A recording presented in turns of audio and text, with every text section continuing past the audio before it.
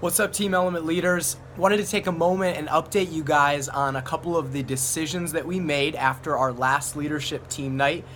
As those of you know who were there, we discussed, do we return to two services this fall, or is it wisdom to refocus our leadership energy this fall on building strong teams on Team Element and raising up leaders so that when we launch to two, our teams are strong and we can really serve and take care of the people who come to both services. And what we really came to a kind of a consensus as a leadership team was that we felt like it's a strategic season for us to focus our energy on investing in the people in Team Element and raising them up to greater responsibility so that Team Element is strong, so that our Sunday gatherings and our e-groups and our other areas of ministry can be strong. And so I wanted to update you guys that after we gathered that feedback, we made the decision that this fall we will remain at one gathering. That gathering will be at 10:30 a.m.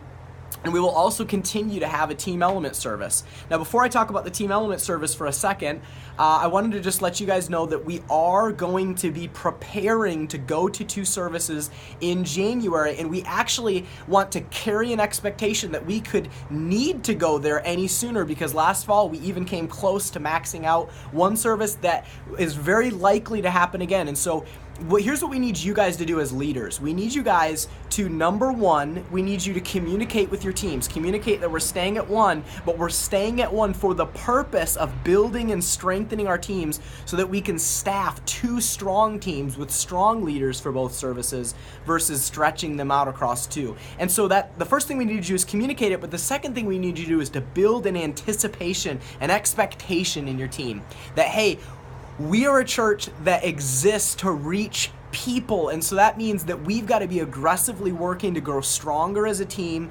and to take on more responsibility, encourage others to take part, and hey, maybe even step up into leadership. So as soon as we start hitting the magic number, we're ready to go to two services. And the magic number for us is 215. Once we start to see 215, which is 70% full in our auditorium, 215 on a consistent basis for a couple weeks, that's the magic number. We're going to flip and be ready to go to two services. So let's make sure to carry that expectation, communicate that to our teams, and build that consistently over the next couple months. The Team Element service, we're going to be recalibrating a little bit starting in August.